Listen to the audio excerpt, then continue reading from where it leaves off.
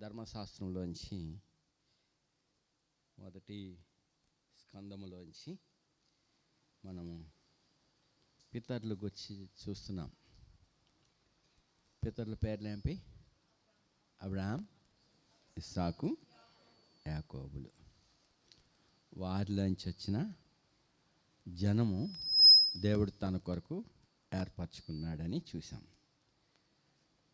అబ్రహాంలోంచి వచ్చిన ఇష్మాయేల్ కూడా అబ్రహాం కుమారుడే, కానీ అతని సంతానము అబ్రహాం సంతానము అని చెప్పబడలేదు. ఇక్కడ బలహీనమైన వారిని తీసుకున్నాడు దేవుడు. జనములలో నుండి, అనేక జనములలో నుండి దేవుడు ఒకరిని తన కొరకు ప్రత్యేకించుకున్నాడు. That is Abraham. ఇప్పుడు అబ్రహాంలో ఇంకా గొప్ప ఉన్నాయి, కానీ ఆ గొప్పదాన్ని కాదు, అబ్రహాంలోంచి ఇస్సాకుని దేవుడు తీసుకున్నాడు. ఇస్సాకులోంచి ఇంకో గొప్పవాడు వచ్చాడు, యాషావు. ఆ గొప్పవాడు కాదు, సామాన్యమైన వాడు యాకోబు.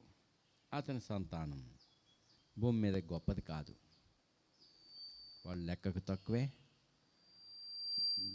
జ్ఞానం విషయంలో కూడా వారు ఇతర జనముల కంటే తక్కువే. వారు గొర్రెల కాపర్లు, అరణ్యంలో గొర్రెలు వెంటున్నారు. మరి వాళ్ళని ఎవరు లెక్క పెట్టక్కర్లేదు, కానీ ఆ జనమును దేవుడు తన కొరకు ఏర్పరచుకున్నాడు. ఒక గొప్ప జనముగా చేయటానికి మరి బలహీనమైన వారిలోంచి మరి గొప్ప జ్ఞానమును మనకు బోధించున్నాడు. ఇది శాస్త్రం, ధర్మశాస్త్రం. మనం ఇంతవరకు ఈ అబ్రహాంని గురించి చూసాం. అతడు దేవునికి బలి అర్పించుట, మరి తర్వాత మెల్కీసెదెకు అతన్ని ఏ రీతిగా బలపరిచినాడో, తర్వాత అతడు 15వ అధ్యాయంలో కృంగుదలలో ఉండగా మరి ఏ రీతిగా ప్రభు అతనిలో విశ్వాసం కలగజేస్తున్నాడో చదివి ఉన్నాం. ఇప్పుడు 16వ అధ్యాయంలో ఒక అనుభవం, ఒక ఫెయిల్యూర్స్ ఉన్నాయి. చూడండి, 16వ అధ్యాయం 1వ వచనం నుంచి. అబ్రహాము భార్య అయిన శారై అతనికి పిల్లలు కనలేదు. ఆమెకు హాగరును ఐగుప్తురాలైన దాసి ఉండెను.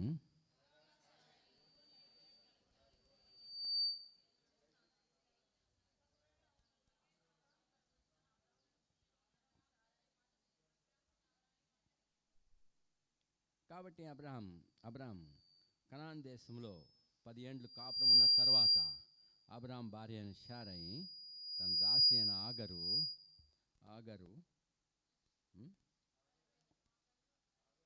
ఐగుప్తురాలిని తీసుకుని తన పెనిమిటి అయిన అబ్రహామునకు భార్యగా ఉన్నట్లు అతనికి ఇచ్చాను.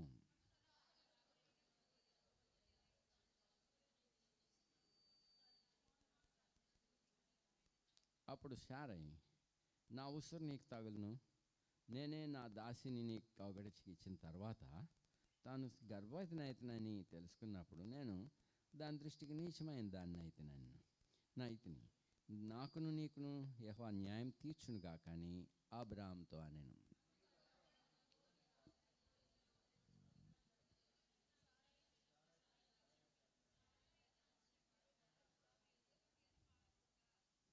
యెహోవా దూత అబ్రహాం అరణ్యంలో నీటి బొగ్గ అనగా షూరు మార్గంలో బొగ్గ ఆమెను కనుగొని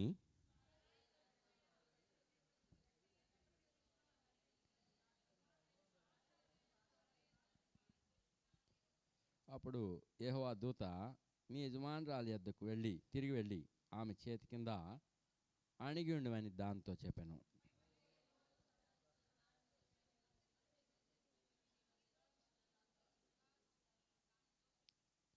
మరియు యెహోవా దూత, ఇదిగో యెహోవా నీ మొరను వినెను, నీవు గర్భవతి అయి ఉన్నావు, నీవు కుమారుని కని అతనికి ఇష్మాయేలు అని పేరు పెట్టుదు.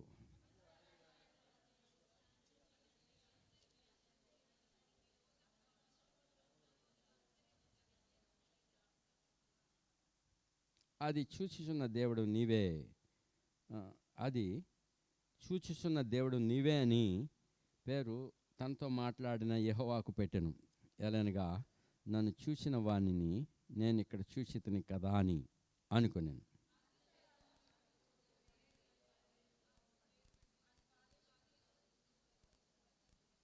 తర్వాత హాగరు అబ్రామునకు కుమారుని కనెను.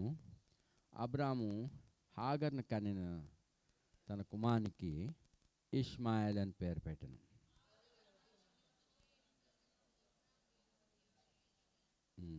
ప్రార్థిస్తాం.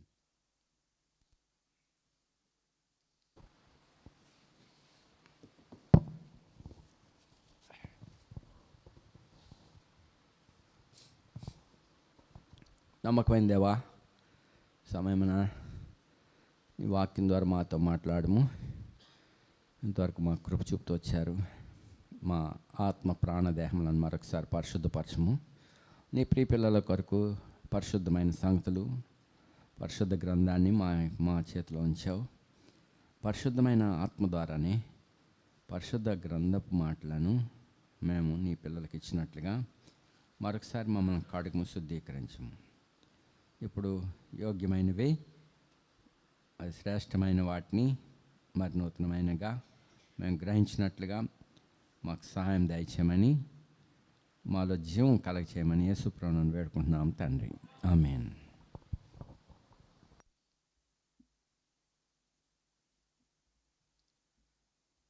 ధర్మశాస్త్రము, కీర్తనలు, ప్రవక్తల గ్రంథం, ఇది నిబంధన గ్రంథములోని పుస్తకం. ఏ మాట కూడా, ఏ అక్షరం కూడా ఎవడును మార్చకూడదు, మార్చజాలడు. ఇది నిబంధన గ్రంథం, వ్రాసిన మాటలు అంటే లేఖనములు. ఈ లేఖనములకు పేరు పరిశుద్ధ లేఖనాలు. ఈ లేఖనములు పరిశుద్ధమైనవి, ప్రతిష్ఠితమైనవి. మరి ఈ గ్రంథవాక్యం అంతయు కూడా యేసుని గుర్చిన సాక్ష్యము. అవి నన్ను గురించి సాక్ష్యం ఇస్తున్నాయని ప్రభు చెప్పాడు. కాబట్టి ఇక్కడ మనం కొద్దిమందిని చూస్తున్నాము. అబ్రాము, శారయి, లేక అబ్రాము, ఇస్సాకు, యాకోబులు, ఇవన్నీ మనం చూస్తున్నాము. అంటే మన ఎయిమ్లో మరి యేసు ప్రభువుని చూడాలి. ఆయన చేస్తున్న కార్యాలు మనం జరగాల. అవి ముఖ్యమైన గురిగా మనం కలిగి ఉండాలి. ఇప్పుడు పెద్ద గడ్డి, ఇప్పుడు పంటలు కోస్తున్నారు. ఇప్పుడు కోత యంత్రాలు వచ్చి కోత ఏంటో తెలియట్లేదు. కోత కోయట, తర్వాత వాటిని ఆరబెట్టి ఆ పనులు, తర్వాత మోపులు కట్టి కుప్ప వేసి, తర్వాత నూర్చి కళ్ళాలు తయారు చేసి, నూర్చి గడ్డిని గింజల్ని వేరు చేసి, అంటే తూర్పు ఆరబెట్టాల. ఆ గాలిలో చేటలో గింజలు వేసి ఏం చేసేవారు? తూర్పు ఆరబెట్టేవారు. అప్పుడు గింజలు నిల్చుండేవి, తప్పలు ఎగిరిపోయేవి. ఇదంతా పంటయే, గడ్డి పంటయే కదా. గింజలు, తప్పలు అన్నీ ఆ వ్యవసాయంలో అన్నీ ఉన్నాయి. అయితే ఇప్పుడు ప్రాముఖ్యమైనది ఏంటి?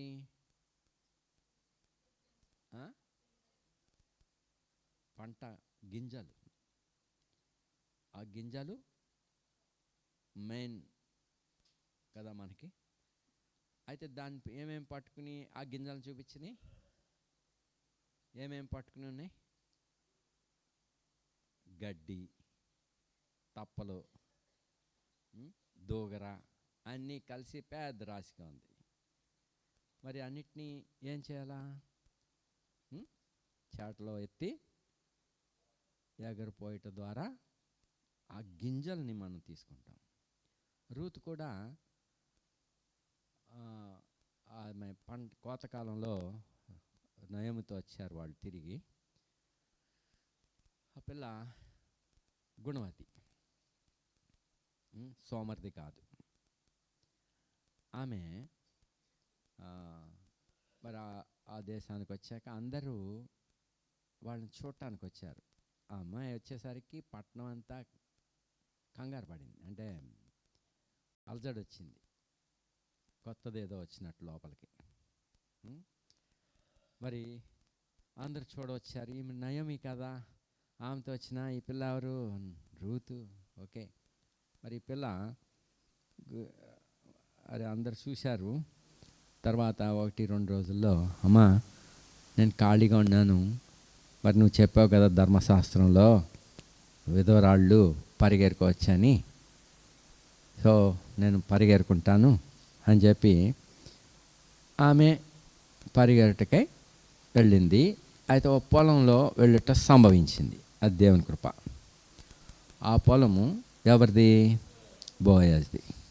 ఆయన ఎవడు? ఎలీమెలెకు వంశపు వాడు. దేవుడే రాజు, రాజవంశంలోని వాడు.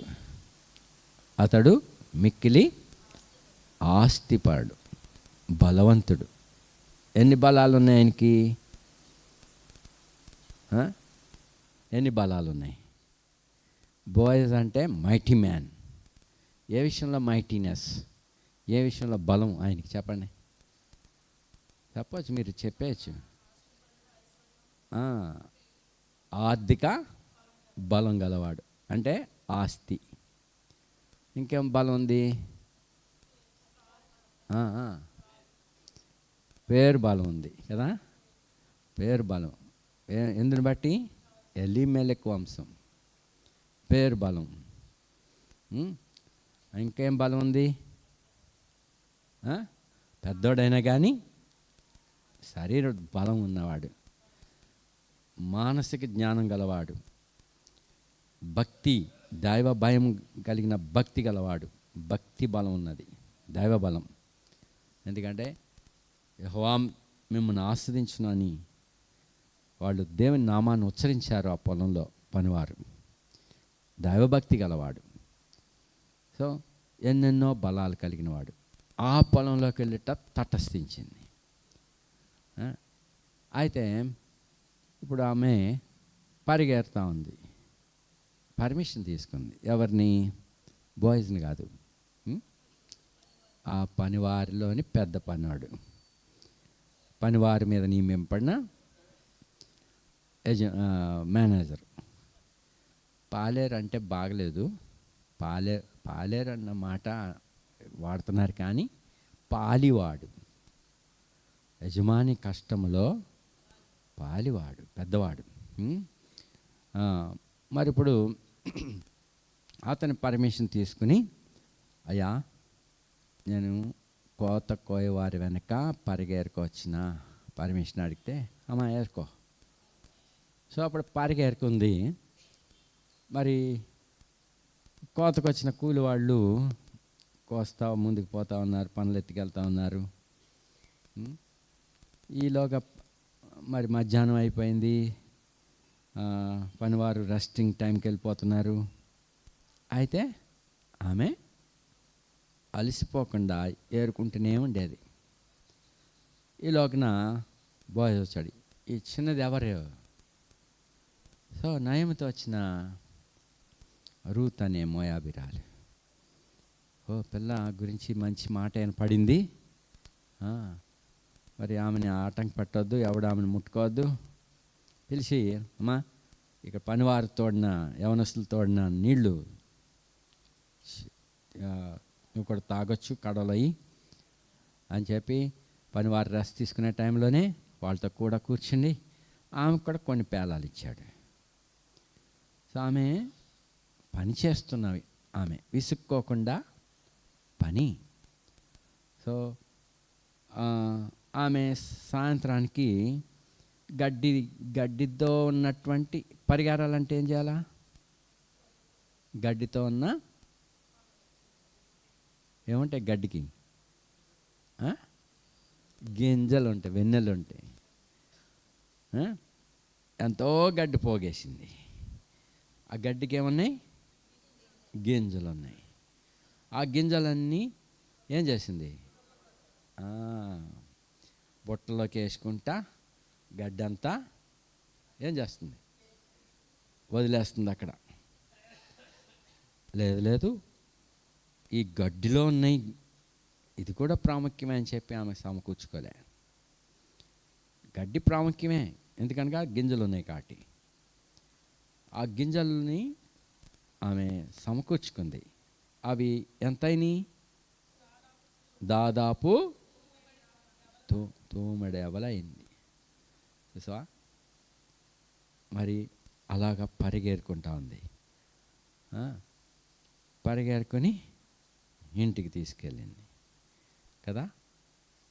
మనం కూడా ఏం చేయాలా? అనేక బోధకులు కథలు చెప్తారు, లేకపోతే ఏదేదో సాదృశ్యాలు చెప్తారు, మరి ఎన్నో సంఘటనలు అంటారు. మరి ఏది పట్టుకెళ్తారు మీరు? గింజలు పట్టుకెళ్తారా, గడ్డి పట్టుకెళ్తారా? గడ్డిని పట్టుకుని ఉన్న గింజల్ని తీసుకోవాలి మనం. ఆ జీవం, అది జీవం. చూడండి, లేఖనములో ఇప్పుడు అబ్రహాం అయినా, ఇస్సాక్ అయినా, లేక హాగర్ అయినా, లేకపోతే షారా అయినా, వీళ్ళు మనకి సాక్ష్యంగా ఉన్నారు, ప్రభుని గురించిన సాక్ష్యం. మరి ఆ జీవాన్ని మనం పట్టుకుని ఉండాల.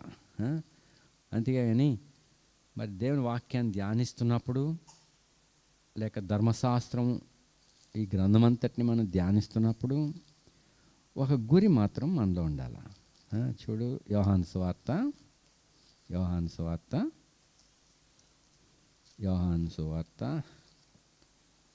5వ అధ్యాయం 39వ వచనం. లేఖనములందు మీకు నిత్య జీవం కలదని తలంచుచు వాటిని పరిశోధించున్నారు. కింద ఏమన్నది? పరిశోధించడి. సో లేఖనములందు నిత్య జీవం ఉన్నదని తలంచుచు వాటిని పరిశోధించుడి. అవే నన్ను గూర్చి సాక్ష్యం ఇచ్చుచున్నవి.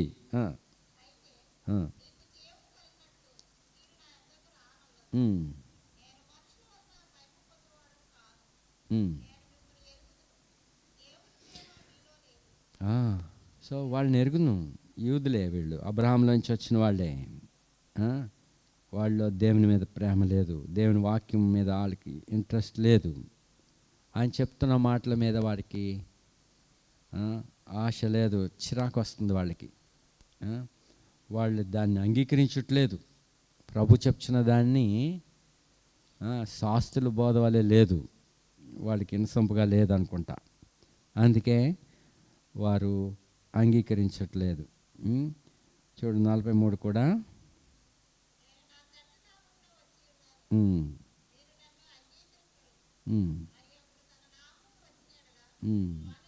మీరు నన్ను అంగీకరించట్లే, వేరే వాడు వస్తాడు, వాడు తన పేరునే వస్తాడు, వాడిని మీరు అంగీకరిస్తారు.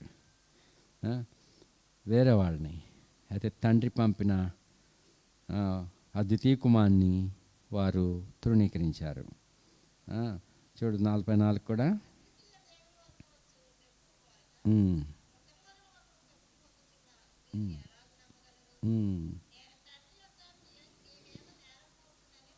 నేను మీ మీద నేరం మోపటానికి నేను కాదు, అది వేరేవాడు ఉంటాడు. నేరం మోపటానికి ప్రభు రాలే. తోసేసినా కానీ, హింస పెట్టినా కానీ ఎవరి మీద ఆయన నేరం మోపలేదు. అయితే 45వ వచనం.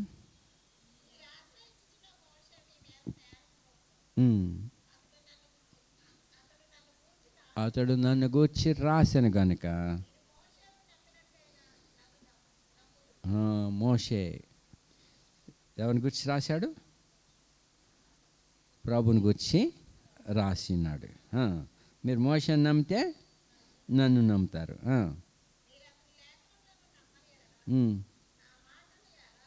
మీరు అతని లేఖనములను నమ్మని వాళ్ళ నా మాటలు ఎలా నమ్ముతారు మీరు? సో ఇప్పుడు మనం చదివిన ధర్మశాస్త్రంలోని అధ్యాయాలు ఎవరు రాశారు? మోషే. అతడు ఎవరిని గురించి రాశాడు? యేసు ప్రభువుని గురించి రాశాడు. లూకాసు వార్తలో కూడా చూడండి. లూకాసు వార్త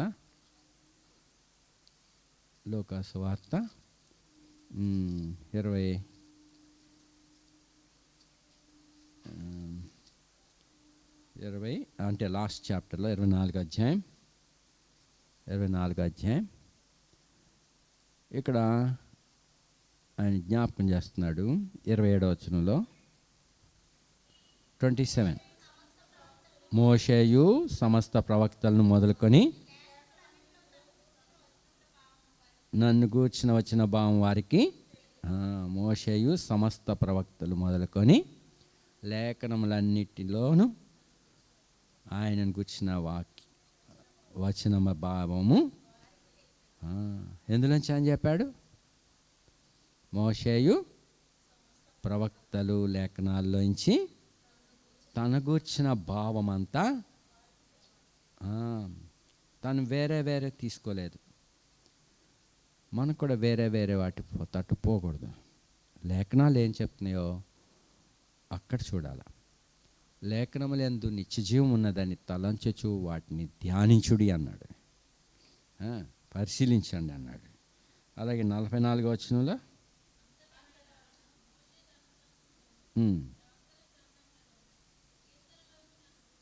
సో మోషే ధర్మశాస్త్రంలోను ప్రవక్తల గ్రంథంలోను కీర్తనలోను నన్ను గుర్చి రాయబడినవన్నీ.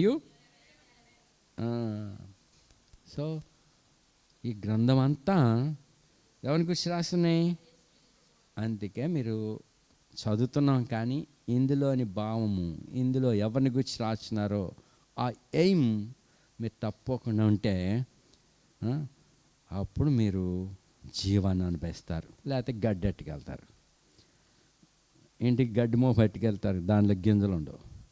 రూతు ఏం పట్టుకెళ్ళింది? పట్టుకెళ్ళిందా లేకపోతే గడ్డి ఎట్టుకెళ్ళిందా? గడ్డి ముఖ్యం కదా. ఆమె ఏరుకున్న దాంట్లో ఏరుకున్నది అప్పుడు ఏం ఏరింది? గింజలు ఏరిందా? గడ్డితో గింజలున్న గడ్డిని ఏరింది. చూడు రూతు గ్రంథంలో కూడా ఒకసారి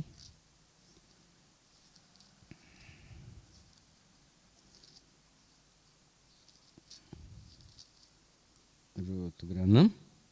ఆమె ఏరుకున్న దాన్ని దుల్లగొట్టి తూముడు దాదాపుగా పట్టుకెళ్ళింది. 18వ వచనంలో 2:18 ఆమె వాటిని ఎత్తుకొని ఊర్లోనికి వచ్చినప్పుడు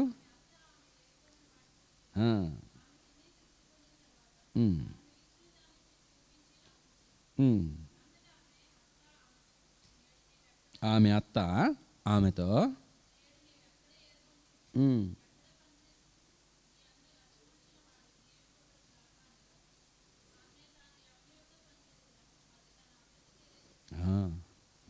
సో చాలు.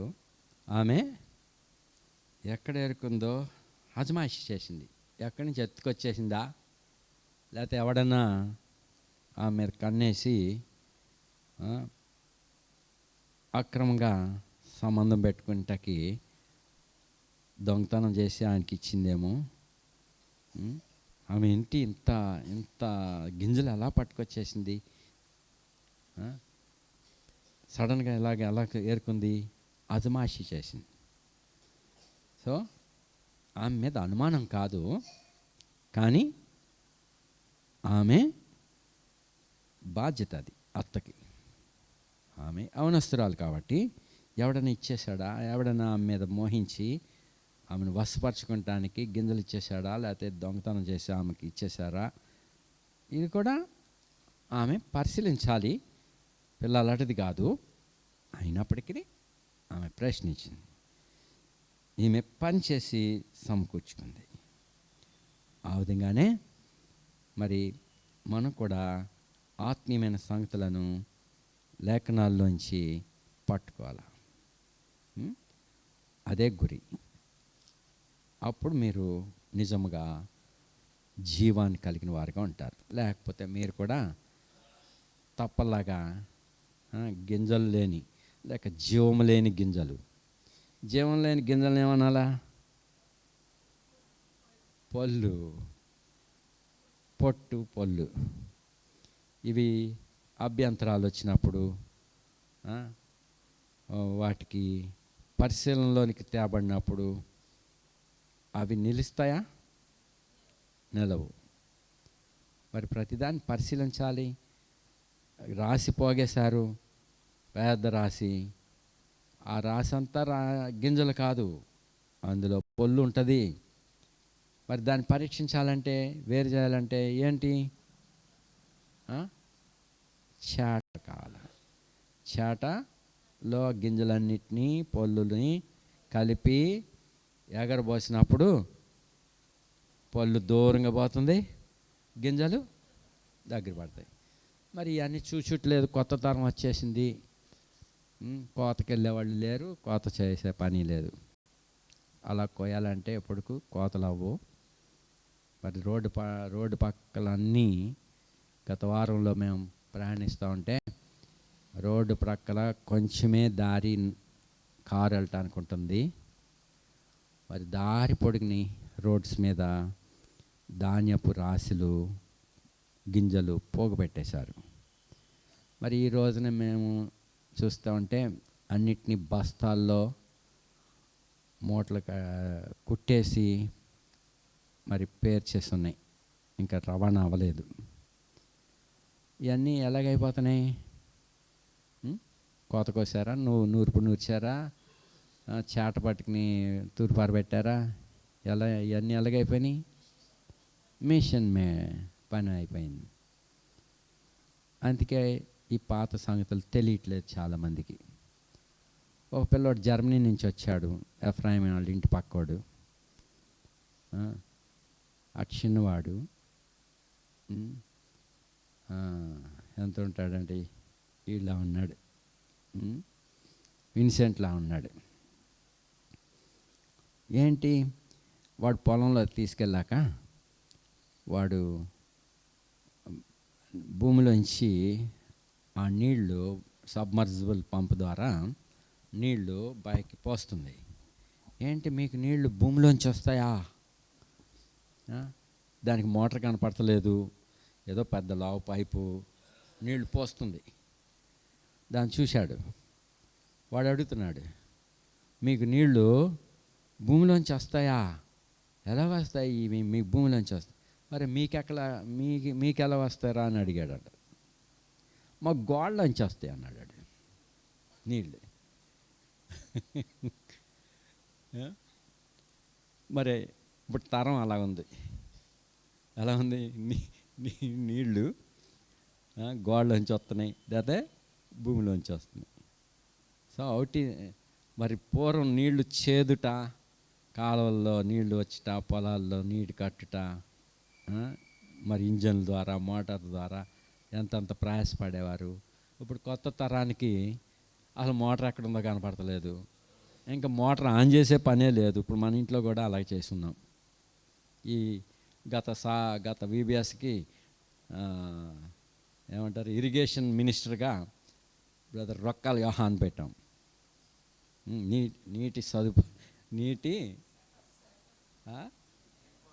నీటిపారుదల శాఖ మంత్రిగా. ఆయన నిమిత్తే మరి ఆయన ఖాళీగా ఉన్నాడని చెప్పి అదే ఇది అని చెప్పి ఆ మంత్రి గారిని ఎక్కడికో తీసుకెళ్ళిపోయేవారు. అక్కడ నీళ్లు డౌన్ అయిపోయి పిల్లలు వెళ్ళి గబగబా అన్ని పైపులు ఇప్పేదానికి నీళ్ళు అయిపోయినాయి అనేవారు. మోటార్ తిరుగుతున్నా కానీ అది సప్లై చేయలేకపోయేది. రిజర్వ్ అయి ఉండాలా. కాబట్టి ఆ మినిస్ట్రీ తీసేసి ఇప్పుడు ఆటోమేటిక్ AI ఆటో ఇంటెలిజెన్స్ ఎక్కువైపోతున్నాయి. ఇప్పుడు మోటార్ పని అక్కర్ లేకుండానే ఓ జానర్ తగ్గిన వెంటనే, అంటే మనం ఎంతవరకు కావాలో అంతవరకే లెవెల్ పెట్టేస్తే, మూరడు కావాలన్నా ఒక 3 అడుగులు కావాలన్నా అది మనం పెట్టేస్తే వైర్లు అది చూసుకుంటుంది. ఈ సంవత్సరం ఎవరు కూడా మోటారు నీటిపారుదల శాఖ మంత్రి ఉద్యోగం లేదు. ఏమొచ్చి AI వచ్చింది, ఆటో ఇంటెలిజెన్స్. కాబట్టి ప్రజలకి తెలియట్లేదు. భూమిలోంచి నీళ్ళు వచ్చేస్తున్నాయి, లేదా గోడలోంచి వచ్చేస్తున్నాయి, అంతే. ఆహారం ఎలా వస్తుందో, ఎలా ప్రయాసపడితే ఈ పంటలు వస్తున్నాయో ప్రజలకు తెలియట్లేదు. దేవుడు ఏ రీతిలుగా మరి ఎంతమంది ప్రయాసపడితే వస్తున్నాయో ప్రజలకు పట్టింపు లేదు. కరెంట్ పోతే దానికి పోయి కష్టపడి అది సాహసించి ఫీజులు వేసి, ఫీజు లేనంతసేపు ఇసురుకుంటా దోమలు కొట్టేస్తున్నాయి, చెమటలు పడేస్తున్నాయి అని చెప్పి ఇసురుకుంటా ఉండేవారు. పోయి అబ్రహాం లింకన్ వెళ్ళిపోయి నేను వస్తాను రా అని దగ్గరుండి అది వేపిస్తాను, ఎందుకంటే భయం, అది ఎగ్జిబీ చేయాలా, అది ముట్టుకోకూడదు. సో అలాంటి కాలంలో మరి క్షుణ్ణంగా పరిశీలించి అతన్ని తీసుకుని వెళ్ళి ఫీజు వేయించాక ప్రజలు ఏమనుకునేవారు? తర్వాత కాలంలో చంటి, టైటస్ మేము తీసుకెళ్తాం వాడిని, మరి నేను జాగ్రత్త చెప్పేవాడిని, అది అది కట్ అయిందో లేదో చూడండి, ఆ స్విచ్ ఆఫ్ అయిందో లేదో, అది క్షుణ్ణంగా చూసాకే పైకి ఎక్కాలా అని చెప్పి లైట్ ఇచ్చి పంపి చేయించేవాడిని. కరెంట్ వచ్చాక ఆ చుట్టూ ఉన్నవాళ్ళు ఇసుకుని దోమలతో గోక్కున్న వాళ్ళు కరెంట్ వచ్చేసింది అని చెప్పి ఫ్యాన్ల కిందకి వెళ్ళేవారు. కరెంట్ వచ్చేసింది, అట్లా వచ్చేసింది అది. ఒకడు వెళ్ళి శాసించి పనిచేశాడు. సో ఆటో ఇంటెలిజెన్సీ కాదు కాబట్టి తెలుసుకోవాలి మనం. మరి ఎంత ప్రయాసను బట్టి ఎంత గొప్ప సంగతులు మనం అనుభవిస్తున్నామో, ఇది ప్రమాదకరంగా ఉంది. ఆటో ఇంటెలిజెన్సీ కొన్ని బాధ్యతలు కోల్పోయి దేవుని కంటే సుఖానుభవాన్ని ఎక్కువగా ప్రేమించేటువంటి అపాయకరమైన దినాల్లోకి వచ్చాం. చూడండి, మొదటి తిమోతి పత్రికలో 2వ పత్రిక, తిమోతిలో ఏమన్నాడు? అంచె దినములలో తెలుసుకునుము,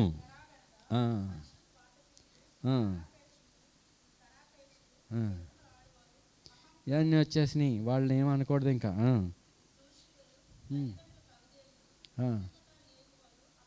అపవిత్రులు, ఇవన్నీ అపాయకరమైన మనసులు మనుషులు ఏర్పడిపోయినాయి.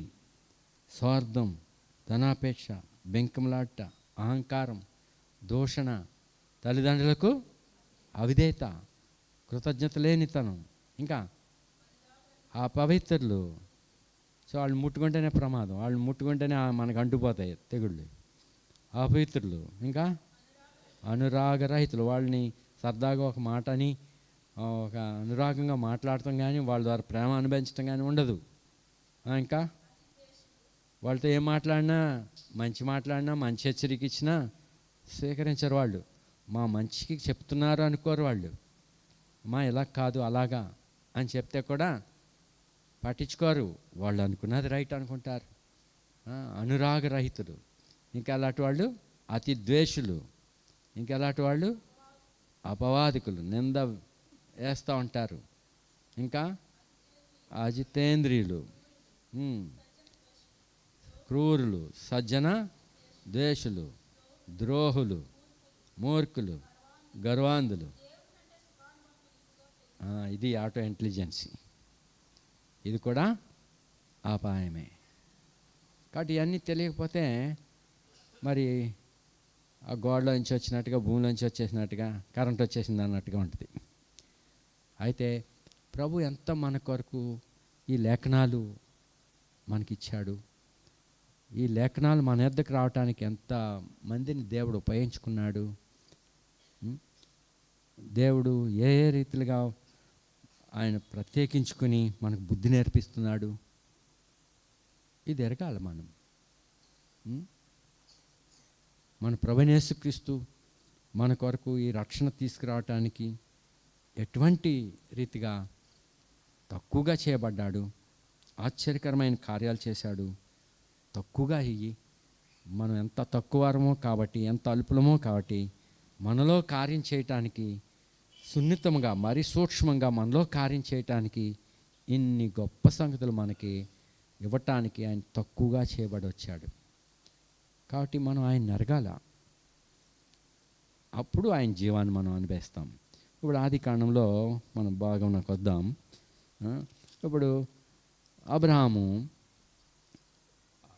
కనాన్లో వచ్చినప్పుడు ఆయన వయసు ఎంత?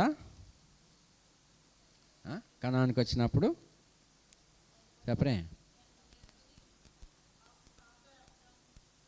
Not that.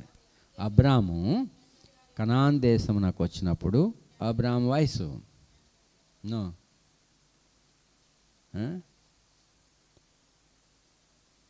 రైట్, ఎవరు చెప్పారు? 75. రైట్, 75 సంవత్సరాలు. ఇప్పుడు 85 సంవత్సరాలు వచ్చింది. అంటే కనాన్లో అతడు కాపురం ఉన్న తర్వాత ఎన్నేళ్ళకి? 10 ఏళ్ళకి. ఇప్పుడు చదివిన అధ్యాయంలోకి రండి, 16 అధ్యాయంలో అబ్రాము మూడో వచనం. కనాను దేశంలో 10 ఏండ్లు కాపురం ఉన్న తర్వాత, అంటే అప్పటికి ఎంత వయసు? 85, 85 ఇయర్స్. 75 ఇయర్స్ అప్పుడు కనానికి వచ్చాడు. 10 ఏళ్ళు కాపురం ఉన్నాక అంటే ఇప్పుడంతా 85. సరే, ఇప్పుడు 85 కాదు, 10 ఏళ్ళు. 10 అన్నది టెస్టింగ్కి సాదృశ్యం. దేవుడు చెప్పిన మాట నిరర్ధకం కాదు. దేవుడు చెప్పి ఉన్నాడు, నీ సంతానమును నిశ్చయంగా నేను ఆస్వాదిస్తాను, నీ సంతానం మూలముగా భూలోకంలోని సమస్త వంశములు ఆస్వాదింపడతాయి, నువ్వు చూచిన ఈ దేశమును నీకును నీ సంతానానికి సదాకాలం ఇస్తాను అని నిబంధన చేశాడు. సంతానం అని చెప్పాడు. ఇప్పుడు సంతానం లేదు. 1 సంవత్సరం అయిపోయింది, 2 సంవత్సరాలు అయిపోయింది, నెల జరుగుతున్నాయి, అయితే సంతానం లేదు. ఇప్పుడు చివరికి ఏమైంది? శారా వచ్చి చదువు, నాను 2nd వర్స్.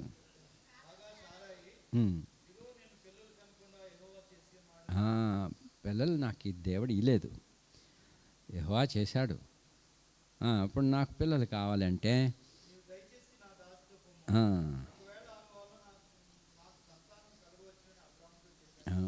సో ఇప్పుడు దాసిని ఇచ్చున్నది అంటే ఎంతోమంది దాసీలు అబ్రాహాము ఇంట్లో ఉన్నారు. ఇప్పుడు శారా యజమానురాలు, అనేక దాసీలు ఉన్నారు. అందులో ఒక దాసిని ఆమె తన తోటిదా ఇస్తుంది అంటే ఆమె ఎలాగున్నది? ఏం చేస్తే ఆమె ఏర్పరచుకుంది? ఏం చేస్తే ఆమె ఆత్మహత్య పొందింది? శారాని ఆమె ప్లీజింగ్ చేసింది, శారాని అంటి పెట్టుకుని ఉన్నది, శారాని ప్రేమిస్తూ వచ్చింది. శారా యొక్క బాగోగులన్నీ ఆమె వెనువంట ఉండి సహాయకురాలుగా ఉంది, దయనందింది. సో అది హాగర్ యొక్క మంచి లక్షణాలు కూడా మీరు చూడండి.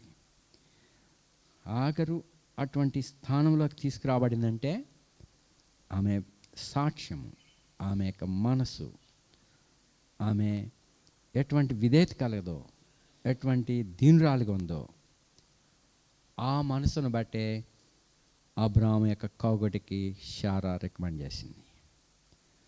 సో ఆమె దయనొందింది, దేవుడు ఆమెని గర్భాన్ని తెరిచాడు, ఆమె గర్భవతిని అయింది.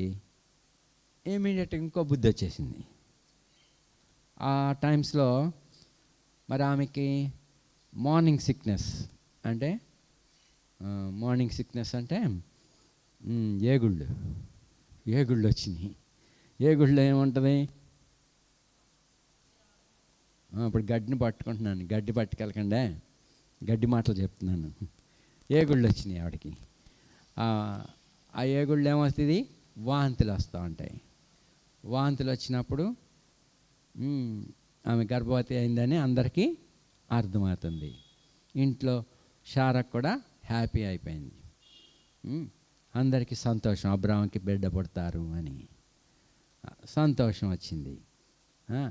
అయితే ఇప్పుడు షారా ఎంతో పట్టించుకుని ఆమెకి అత్తిను ఇది తీసుకుని ఇది వాసన చూడు, అది వాసన చూడు. పెద్దవాళ్ళు ఏం చెప్తారు? అమ్మ వాంతి అవ్వకుండా ఉండాలంటే ఈ వాసన పీల్చు, లేకపోతే అది ఇది చెప్పి మంచి మాటలు చెప్తూ ఉంటారు. చెప్తున్నప్పుడు పెద్ద ఆమె షారా వచ్చి ఏమో చెప్పబోతుంటే కేర్లెస్గా ఆమె చూస్తుంది. అంతేకాకుండా మరి తన తోటి దాసీలు ఉంటారు, ఇంకా చాలామంది దాసీలు ఉన్నారు. ఈ దాసీలలో చాలామందికి మరి ఈమె దయ పొందింది కాబట్టి తోటి దాసీలకి ఏమవుతుంది? ఆశయ పడుతుంది. దీన్నే ప్రత్యేకంగా చూస్తున్నారు అని చెప్పి వాళ్ళకి ఆశ వస్తుంది. సరే, ఏమైనా మాస్టర్ యొక్క దయ పొందింది కాబట్టి ఈమె కూడా తోటి మాస్టర్గా అయిపోతుంది, జత పని యోగ్యురాలుగా అయిపోయింది కాబట్టి మరి ఈమె దగ్గర కూడా కొద్దిమంది చేరతారు. చేరినప్పుడు ఆమె షారా మీద కేర్లెస్ మాటలు మాట్లాడుతూ ఉంటుంది. ఆ ముసలిది వచ్చిందా, ఆ మనిషి వచ్చిందా, ఆమెను చూసారా, ఆ ముసలిది నా దగ్గరికి రావద్దు. ఇలాంటి మాటలు తోటి పనివారి దగ్గర పలికినప్పుడు ఆ మాటలు ఎక్కడికి వస్తాయి? మళ్ళీ అలాగే వస్తాయి. అందుకే మాట్లాడేటప్పుడు ఎవరిని కూర్చున్నా విమర్శించారనుకో, మీతో కలిసినట్టే ఉంటారు పక్కోళ్ళు. తిరిగి మీ గురించి ఎవరి దగ్గర వెళ్ళాలో అక్కడికి వెళ్తాయని తెలుసుకోండి. అప్పుడు షారా గురించి ఆమె ఏమేమి కేర్లెస్గా మాట్లాడేదో అన్ని షారా దగ్గరికి వచ్చేసేవి. డైరెక్ట్గా అని ఉండదు, ఆగరు. వెనక నుండి వేరే వాళ్ళ దగ్గర పలుకుతుందే, ఆ పలికిన మాటలు డైరెక్ట్గా వచ్చేస్తాయి. కాబట్టి ఇప్పుడు షారా బాధపడింది. సో మరి అబ్రాహాంకి చెప్పింది, దీనికి గర్భవతిని అనుకున్నాక నేను దాని దృష్టికి నీచమైన దాన్ని అయిపోయానండి ఈ దాసికి అని చెప్పినప్పుడు, అది నీ దాసియే కదా, నీ ఇష్టం వచ్చిన పని చేయి అని చెప్పినప్పుడు ఆమెను షారా శ్రమ పెట్టింది. ఆమె హంబుల్ చేయబడాల. సో శ్రమ అన్నది ఎందుని బట్టి ఎందుకు వస్తుంది? వాళ్ళు ప్రేమ గలవాళ్ళే శ్రమ పెడతారు, కఠినంగా మాట్లాడినట్టు ఉంటారు, ప్రేమ ఉంటుంది అక్కడ. సో మరి శ్రమ పెట్టినప్పుడు అయ్యో నేను ఇట్లా పలికాను, అలా చేశాను అని కన్విక్ట్ కావాలి. సో ఆమె షారా ఇదివరలో చూపిన ప్రేమని ఆమె ఎప్పుడు చూపలేదు, కఠినంగా మాట్లాడుతుంది. ఆమె వాన్ చేసిన ఎవడు దాని దగ్గర పోవద్దు, దాన్ని ఎత్తుకొని దాని బట్టలు అది ఉతుక్కొని దాని గుడారం దాన్ని శుభ్రం చేసుకొని ఎవడు దాని దగ్గర పోవద్దు. సో అందరికీ వారంటీ ఇచ్చేసింది షారా. ఇప్పుడు దీని పరిస్థితి తను కక్కున్న వాంతిని అదే ఎత్తుకోవాలా, ఆమె ఎత్తుకోవాలా. సో ఇప్పుడు హెచ్చించబడ్డాక తగ్గిపోతే ప్రజల మధ్యలో, తోటి దాసీల మధ్యలో ఏమవుతుంది? అవమానం ఫీల్ అయిపోతుంది. ఒక ఎదిగాక అక్కడ దించేస్తే ఫీల్ అయిపోతాం. దాన్ని ఏమంటాము అని మనస్తాపన. బతికట కంటే చచ్చిపోవడం మేలు అనే పరిస్థితి ఏర్పడుతుంది. చూడండి మరి ఇప్పుడు ఈ దాసి బుద్ధి ఎంత పరిస్థితికి తీసుకొచ్చిందో. సో మనలో ఆ దాసి బుద్ధి, ఆ నీచ బుద్ధి, దేవుడు మంటి నుండి మనల్ని లేపాడు అన్నది ఎప్పుడు జ్ఞాపకం చేసుకోవాలి. ఒక దైవజనుడు మరి తాను యుఎస్ఏకి వెళ్ళేటప్పుడు పరిచర్య కొరకు మరి ఆయన బ్రదర్ భక్సింగ్ గారితో కలిసి పరిచర్య కొరకు బ్రదర్ భక్సింగ్ గారు ఆయన తీసుకుని వెళ్తున్నాడు, బ్రదర్ మార్టిన్ గారిని తీసుకెళ్ళేటప్పుడు మరి ఆయన అన్నీ సిద్ధపరచుకున్నారు. ఎయిర్పోర్ట్కి మేమందరం వెళ్ళటానికి సిద్ధం చేసుకున్నాం. అది 1975. అప్పుడు ఆయన సాగనంపటానికి మరి కొద్దిమంది సేవకులు కూడా వచ్చారు, మరి సమాజములలో అందరూ వచ్చారు. మరి చిన్న వర్తమానం ఇచ్చినాక ఏం వర్తమానం ఇచ్చాడో నాకైతే గుర్తులేదు, కానీ ఆయన వెళ్ళేటప్పుడు ఒక పాట పాడారు, పెంట కుప్పను కన్నీళ్లతో ఒక పాట పాడాడు, ఆనంద బాష్పములతో. వీళ్ళందరూ ప్రేమిస్తున్నారు, అందరూ ఆయన ప్రేమిస్తున్నారు. అయితే నేను గొప్పవాడిని అని అనుకోకుండా ఆయన ఏం పాడాడంటే, పెంట కుప్ప నుండి నన్ను పాడు లేవానెత్తితివి, పెంట కుప్ప నుండి నన్ను లేవానెత్తితివి, దరిద్రుడనైనా నన్ను రాజుగా చేసితివి, దరిద్రుడనైనా నన్ను రాజుగా చేసితివి, స్తుతి ప్రశంసలాడుచు నిత్యము మహారక్షణీయు మన శాంతినిచ్చెను. చూసారా ఎక్కడి నుంచి లేవనెత్తాడంట ఆయన్ని? నేను పెంట మీద ఉండాల్సిన వాడిని. పెంట మీద పాడేసేది ఏంటి? ధూళి, పెంట, మురికి, చెత్త, పనికిరానివి అన్నీ తీసుకెళ్ళి ఎక్కడేయాలా? అలాంటి వాడనైనా నన్ను, పెంటల మీద పడి ఉన్న నన్ను, దేవా నీవు నన్ను ఎత్తితివి. సో పైకెత్తావు, రాజుగా చేసావు. సో ఇది భక్తులలో ఉన్నటువంటి గుణం. ఈ గుణము ప్రభువైన యేసుక్రీస్తుది. ఆయన దేవుడండి, దేవునితో కూడా ఉండుటకు, సమానంగా ఉండుటకు ఆయన అర్హుడండి కూడా. ఆయన భూమి మీదకి పంపబడినప్పుడు ఒక కన్యక గర్భంలోనికి ఆయన ప్రవేశించినప్పుడు ఆయన అంతటి వాడయ్యాడు, పూరుగయ్యాడు. I'm a worm, not even a man. నేను నరుడను కాను, నేను పురుగును. అది కూడా ఎక్కడ చెప్పాడు? సిలువలో వేలాడుతూ అంటాడు. నోట్లో పలికినట్టు లేదు, కానీ నోట్లో పలికిన మాటను బట్టి ఆయన హృదయంలోని మాట బయటకు వచ్చింది. ఏంటి? దేవా నా దేవా నన్నేలా విడనాడితివి అనే మాట పలికాక హృదయంలోని ఏమేమి చెప్తున్నాడో దేవునితో ఏమంటున్నాడు 22వ కీర్తనలో, ఆ మాట ఆయనలోంచి ప్రభువా. ఆయన శ్రమల్లో ఎలాగైపోతున్నాడు? ఇంకా తక్కువగా అవుతున్నాడు. ఏంట్రా నా గురించి ఇలా మాట్లాడతారా? నువ్వు ఎవరితో మాట్లాడుతున్నావని ఎప్పుడు ఎవరిని గద్దించలే. ఆయన సిలువేయటానికి తీసుకుని పోతున్నారు. ఆయన గుదియలతో బండలతో వచ్చి సంకెళ్ళతో కట్టేసి తీసుకెళ్దామని వచ్చారు. ఎవరిని పట్టుకెళ్దామని వచ్చారా మీరు అన్నాడా? ఆయన దేవుడండి, రాజండి, దేవుని కుమారుడండి. ఆయన తను తాను అప్పగించుకున్నాడు.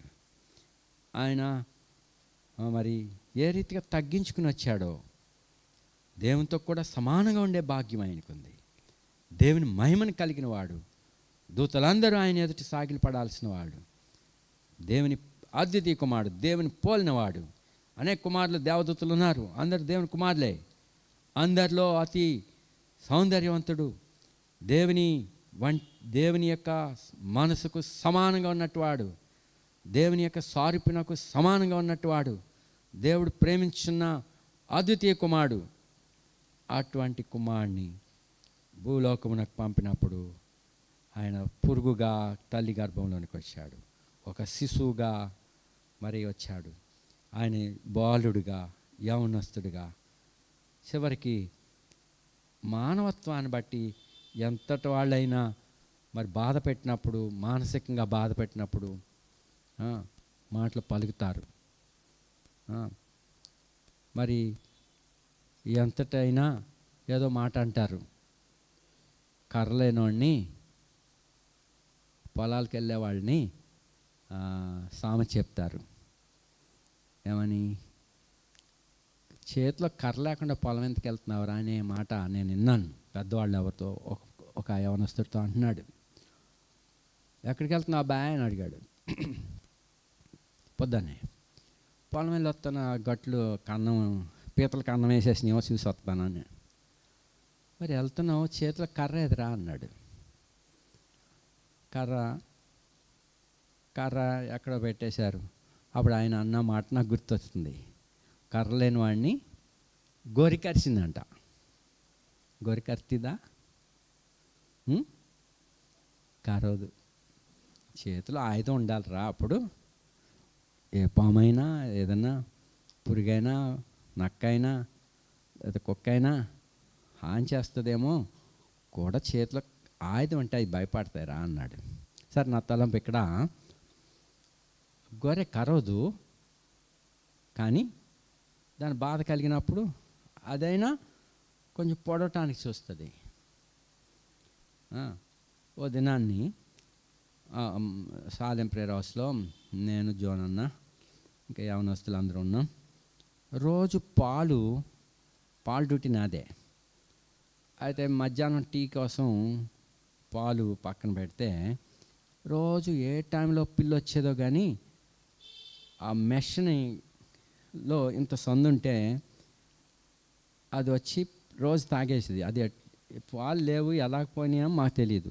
రోజును దాన్ని ఆఖరికి కిచెన్ అంతా పరిశీలిస్తే మెష్ ఉన్నది, ఆ మెష్కి చిన్న హోల్ అయిపోయింది. రోజు ఆ పిల్లి అందులో నుంచి వచ్చి రోజు పాలు తాగేస్తుంది. ఓ రోజు మేమిద్దరం కాపలా కాసాం, జోన్ అన్న నేను. అది అన్నట్టుగా లోపలికి వచ్చేసింది. మరి నువ్వు బయట పోయి తలుపేసిరా అన్నాడు. ఇటము కిచెన్ తలుపు నెమ్మదిగా నేను తెరిచి ఆ బయట కిటికీ వేసేసి వచ్చాను. ఇద్దరం కలిసి గదిలో దూరాం. పిల్లి దొరికేసింది. కర్రలు పట్టుకున్నాం. కర్రలు పట్టుకుంటే అదేం చేసింది తెలుసా? దాని రూపము భీకరంగా అయిపోయింది. అది దెబ్బ తప్పిందో మా మొఖాలు గీరేస్తుంది. అది అది గాండ్రిస్తుంది. అంటే దాన్ని ఏమని చెప్పాలో, పిల్లి పులి అయిపోయింది. దాని శబ్దము గర్పడిస్తుంది దేహం అంతా మాకు. మార్టిన్ గారు ఆ వైపు వస్తున్నాడు. మేము ఇద్దరం దూరం చూశాడు. లోపల పిల్లి అది భీకరంగా అరుస్తుంటే ఆయన గట్టిగా వచ్చి నీ పన్న అని గట్టిగా అరిచాడు. ఇప్పుడు పెద్ద పులి అరిచినట్టు ఇప్పుడు మేము భయపడ్డాం. మీరు బయట రండి, leave that, come out side అని చెప్పి గట్టిగా చెప్పారు. భయపడి బయటకు వచ్చాం. ఏమనుకున్నారా? అది చీల్చేస్తుంది మిమ్మల్ని. దారి తెలియకపోతే మీరు దెబ్బ కొట్టేసరికి అది తప్పించుకుంటే ముఖాలకి చీల్చేస్తుంది అది అని చెప్పారు. పిల్లి ఏం చేస్తుంది? ఇంకా చచ్చిపోతాను ఎలాగా అని చెప్పి ఇంకా చావుకు మన చీల్చేసానా, హాని చేసైనా అది ఓపెన్గా పారిపోవటానికి అవకాశం ఇవ్వాలా. కానీ మన ప్రభువైన యేసుక్రీస్తు గొర్రె పిల్లవాలే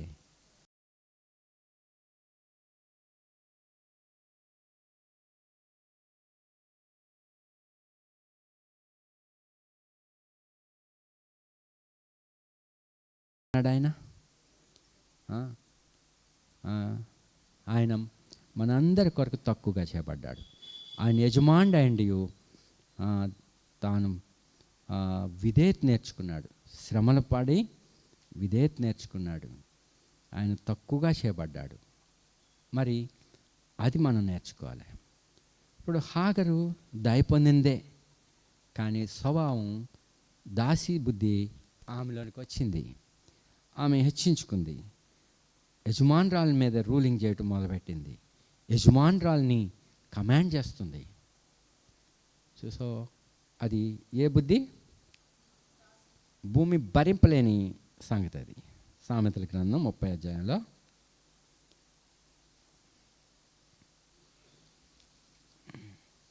సామెతలు 30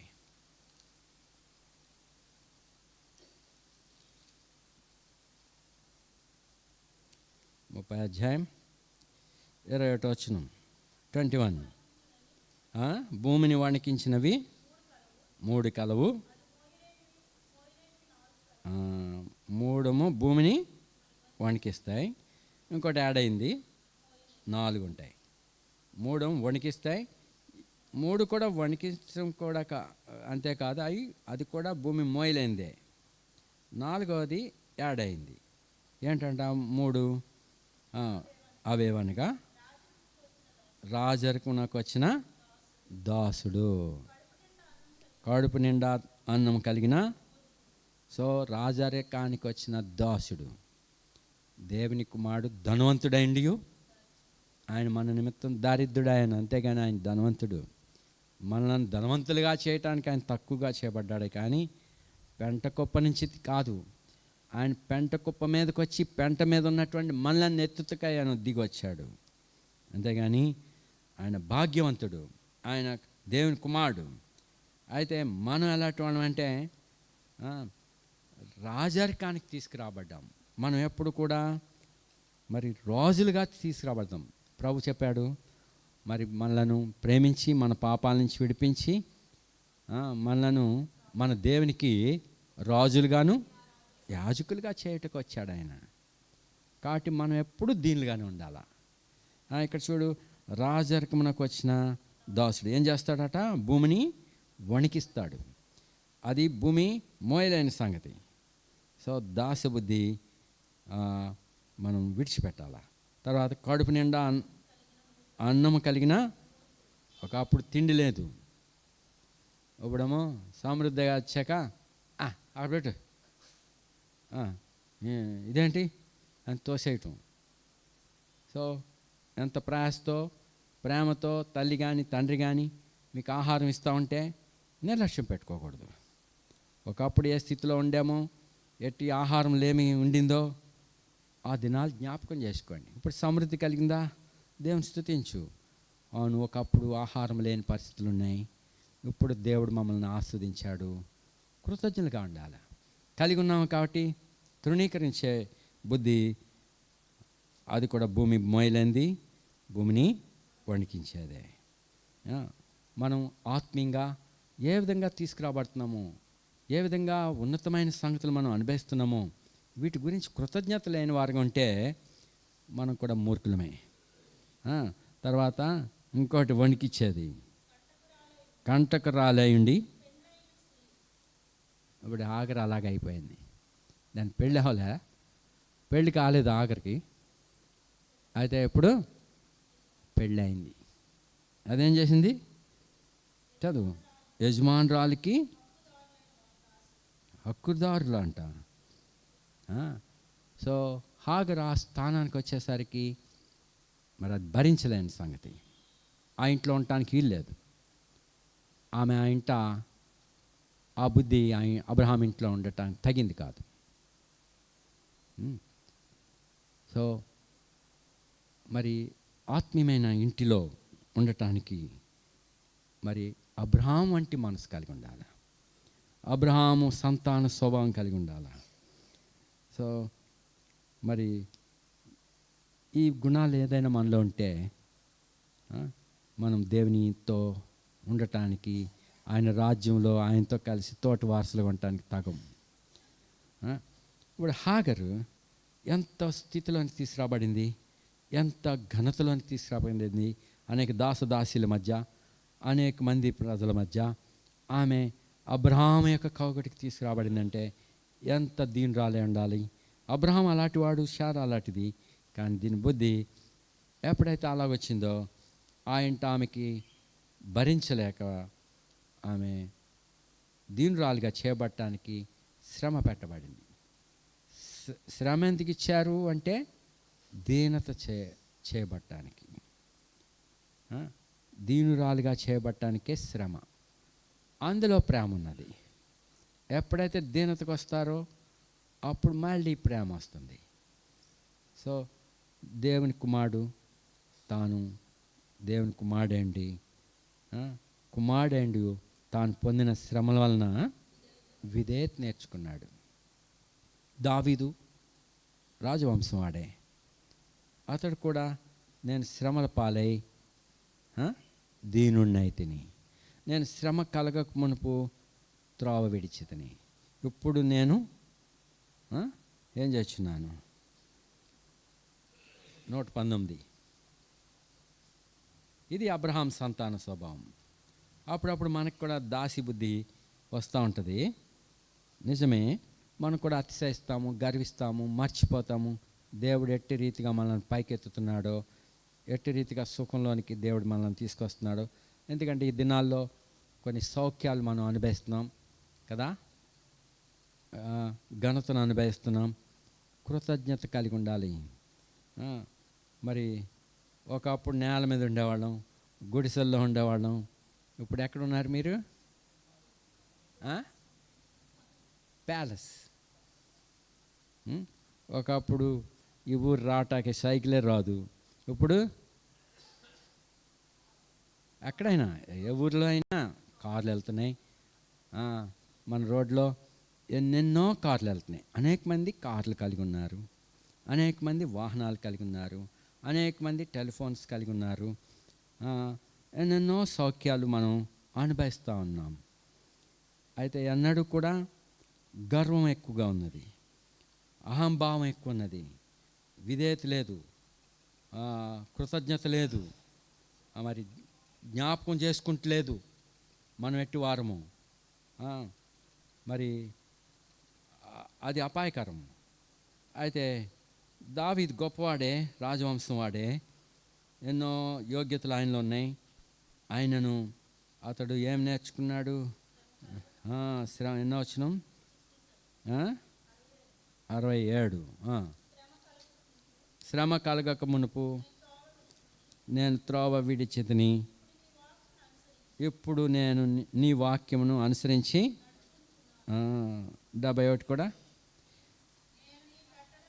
నేను నీ కట్టడలను నేర్చుకున్నట్లు శ్రమనందు ఇందుట నాకు. శ్రమలు అన్నవి మనకి కీడ మేలు కొరకే ఇస్తాడు. కాబట్టి మనము నేర్చుకున్నాల. అప్పుడు హాగర్ మీద శ్రమ వచ్చి పడింది. ఎందుకు శ్రమ పెట్టారు?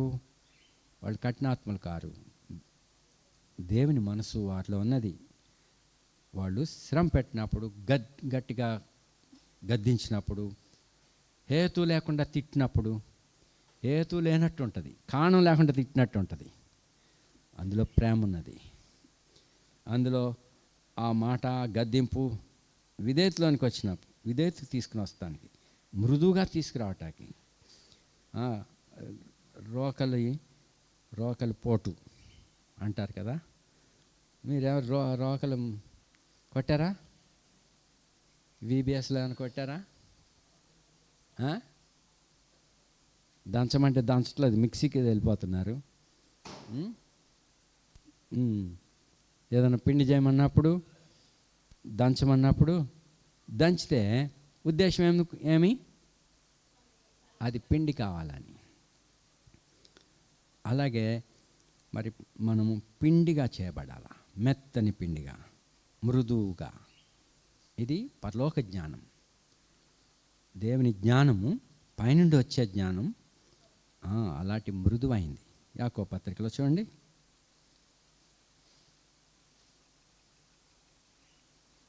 యాకోబు పత్రిక 3, 17 రీడ్. పైనుండి వచ్చే జ్ఞానము మొట్టమొదట పవిత్రమైంది, దట్ ఈస్ హోలీ, పవిత్రమైంది. తర్వాతే అన్నీ ఏమన్నాయి? సమాధానకరమైంది, మృదువైనది, సులభముగా లోబడినది, కనికరంతోనూ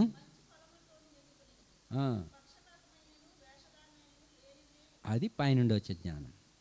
అయితే భూ సంబంధమైన జ్ఞానం ఎలాంటిది? ప్రకృతి సంబంధమైంది. భూ సంబంధమైంది ఏంటి?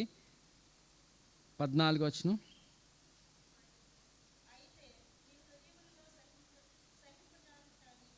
మత్సరము ఏదన్నా చెప్తే, మంచి మాట చెప్తే, హెచ్చరికిస్తే తీసుకోదు అది. చూడు 13 నుంచి కూడా, జ్ఞానంతో కూడిన సాత్వికం గలవాడై తన యోగ్య ప్రవర్తన వలన, సో యోగ్యమైన ప్రవర్తన, సాత్వికము, జ్ఞానంతో కూడిన సాత్వికం కలిగి క్రియల్లో కనపరచాల.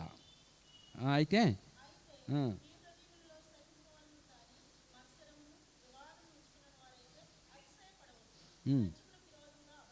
సత్యమునకు విరోధంగా అబద్ధమాడవద్దు. పైనుండి వచ్చే జ్ఞానం కాదు అది. అది భూ సంబంధమైనది, ప్రకృతి సంబంధమైనది, దయ్యముల జ్ఞానం వంటిది అయినది.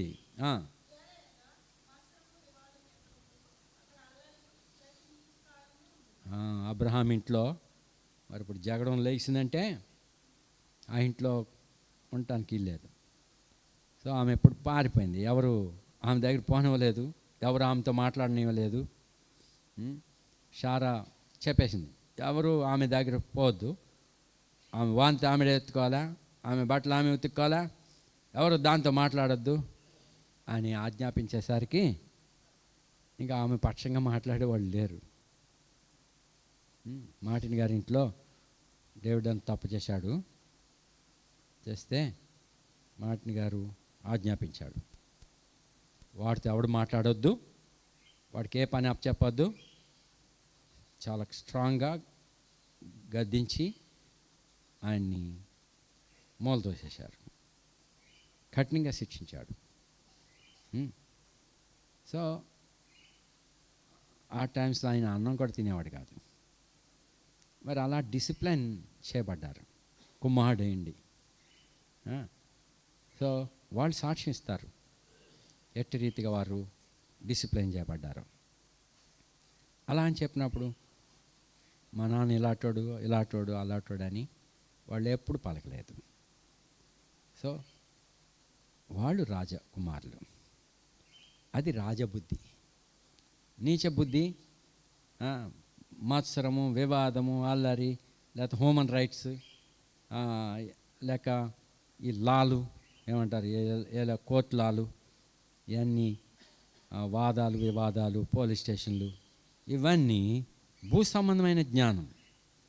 అయితే పైనుండి వచ్చే జ్ఞానం అట్టిది కాదు. సో ఇప్పుడు హాగరు వెంటనే ఆ కనానీల దగ్గర పోయి నాకు న్యాయం చేసి పెట్టండి అంటే ఆమె అబ్రాహాముని బయటకు లాగినట్టు అవుతుంది. అంతేకాదు వాళ్ళు న్యాయవంతులు అయిపోతారు, వాళ్ళు తీర్చేవాళ్ళు అవుతారు. మరి సగం మంది కొద్దిమంది దాసులను ఆమెకి ఇచ్చి, కొన్ని గొడ్లను ఇచ్చి, వెండి బంగారాలు ఇచ్చి ఆమెను పక్క పెట్టాల్సి వచ్చేది. లేదు, ఆమె విధేయత నేర్చుకుంది. పైనుండి కౌన్సిల్ ఇవ్వబడింది ఆమెకి అరణ్యంలో పారిపోయినప్పుడు. ఆయన కూడా పరలోకం నుండి దూత ఆమెను కనుగొన్నాడు. ఎందుకంటే వీళ్ళు కూడా అయ్యో వెళ్ళిపోయింది ఆ అమ్మాయి అని బాధపడి ఉంటారు. అబ్రాహాము శారా కూడా వాళ్ళు ప్రార్థన చేస్తారు, లేకపోతే యవనస్తులను పంపించి ఎక్కడ ఉందరో ఎతకండిరా పంపిస్తారు. కానీ ఆమె ఎక్కడా దొరకలే. దేవునికి ప్రార్థన చేశారు, దేవుని దూత ఆమెను వెతికినాడు, దొరికింది ఆమె దూత ఆమెను కనుగొన్నాడు. ఆమె పరలోకం నుండి కౌన్సిల్ చేశాడు, శారా అబ్రహాము యొక్క భార్య అని పిలిచాడా? శారాయి దాసి అయినా వాట్ షీ ఈజ్, ఆమె ఏమైనదో అది చెప్పబడుతుంది. అది కూడా ఎక్కడి నుంచి వచ్చావు? ఎక్కడికి వెళ్తున్నావు? అప్పుడు ఆన్సర్ కూడా ఆమె ఒప్పించుకునేటానికి వచ్చింది. నా యజమానురాలైన శారా ఎద్దు నుండి పారిపోచున్నాను. ఇప్పుడు కౌన్సిల్ ఏమొచ్చింది పైనుండి? పోయి అణిగి ఉండుము. So submit yourself, subject yourself. So ఆ రీతిగా మరి దీని రాలేనప్పుడు దైన ఉంటుంది. అందుకే తర్వాత కూడా ఆమె నేర్చుకుంది కాబట్టి ఆమె సంతానం అబ్రహాం ఇంట్లో నుంచి ఏమీ ఇకపోయినా వాళ్ళు రాజులయ్యారు, కోటలు కట్టారు, నగరాలు కట్టారు. అబ్రహాం ఇచ్చి పంపలే, వాళ్ళు గొప్పవాళ్ళు అయ్యారు. సో విధేయత అది భౌతికంగా కూడా పొందారు. కానీ ఇప్పుడు స్పిరిచువల్గా మనం కూడా ఆత్మ సంబంధమైన ఐశ్వర్యాన్ని కలిగి ఉంటకై విధేయత నేర్చుకోవాలి. విధేయత వలన ఎన్నో ఆశీర్వాదాలు ఉన్నాయి. సాత్వికము, ఆత్మేషమై దీనిలైన వారు ధన్యులు, పరలోక రాజ్యము వారిది. సాత్వికులు ధన్యులు, వారు భూలోకమును స్వతంత్రించుకుందరు కదా, అంతేనా? ఆత్మవిషయమై దీనిలైన వారు ధన్యులు, పరలోకము భూమి కూడానా? రెండు కావాలి కదా మనకి. అయితే మొదట పైన ఉన్న వాటిని ఎతకండి, అప్పుడు అన్నీ మీకు పడతాయి. రెండిట్ల వలన ఇది ఎవరు నేర్పిస్తారు మనకి? ఈ శాస్త్రం ఎవరు నేర్పుతారు? ఈ రెండును సాత్వికం కానీ దీనత కానీ ఎక్కడ నేర్చుకోవచ్చు? నా యొద్ద నేర్చుకోండి. ఎవరు చెప్పారు? యేసు ప్రభు. ఈ రెండు నేర్చుకుంటే మీరేమవుతారు? దీనత వలన ఏం పొందేస్తారు? పరలోకాన్ని స్వతంత్రించుకుంటారు. సాత్విక వలన ఏం స్వతంత్రించుకుంటారు? రెండు మీకే. ఇది నేర్పుతాను, ఈ శాస్త్రాన్ని సాత్వికం నేర్చుకుంటా, దేని మనసు నేర్చుకుంటా ఇంకెక్కడ మన ఏ యూనివర్సిటీలో దొరకదు. ఇంకా లా కాలేజీలో పోతే ఎలాగా అడ్డంగా తెప్పాలో చెప్తారు వాళ్ళు. పోలీస్ స్టేషన్కి వెళ్తే ఎలా న్యాయాన్ని ఎలాగా మెల్లెట్టాలో వాళ్ళకి చెప్తారు. మీకు లాభాలు కలుగుతాయి, అయితే తాత్కాలికం. మీరు అనుకున్నది జరిగిపోద్ది, మీకు న్యాయం జరుగుతున్నట్టు ఉంటుంది, మీకు కోపం తీరుతుంది. పోలీస్ స్టేషన్లు లేకపోతే కోర్టులు లేక న్యాయ విమర్శల స్థానాలు. అయితే ప్రభు దగ్గర పోండి, ఆయన మీకు నేర్పిస్తాడు. ఆయన ఏ యూనివర్సిటీలో ఈ విధేయత మనకు ఈ దీనత నేర్చుకోలేము. ఏ టాప్ 10లో ఏ యూనివర్సిటీలో కూడా ఈ జ్ఞానం మనం పొందలేము. పరలోక రాజ్యాన్ని సంపాదించుకుంటకై, భూలోకమును స్వతంత్రించుకుంటకై మరి మన ప్రభు గొప్ప జ్ఞానాన్ని, శాస్త్రాన్ని నేర్పిస్తాడు. కాబట్టి ప్రభు దగ్గర నేర్చుకోండి. మరి ఇప్పుడు అబ్రహాం ఇంట్లో ఈ హాగరు విధేయత నేర్చుకుంది. ఆ దాసిది ఇప్పుడు విధేయత నేర్చుకుంది. ఆమె కూడా గనురాలైంది. కాబట్టి మరి ఆమెను విమర్శించాలని కాదు, ఆమె కూడా గనురాలే. 12 మంది రాజులు ఆమెలోంచి వచ్చారు, ఆ కొడుకులోంచి. తర్వాత వాళ్ళు నగరాలు కట్టారు, కోటలు కట్టారు, మరి వెండి బంగారాలు కలిగి ఉన్నారు, గొప్పవాళ్ళు అయ్యారు. సో మరి ఎందుని బట్టి అయింది అలాగా? విధేయతను బట్టి. కాబట్టి ఆగరలాగా గొప్పవాళ్ళు ఈ లోకంలో అవ్వాలని కాదు, కానీ మరి పరలోక సంబంధమైన విషయాల్లో, ఆత్మ సంబంధమైన విషయాల్లో ప్రతి ఆశీర్వాదం మీరు పొందాలని ప్రభు ఆశపడుతున్నాడు. ప్రార్థిస్తాం.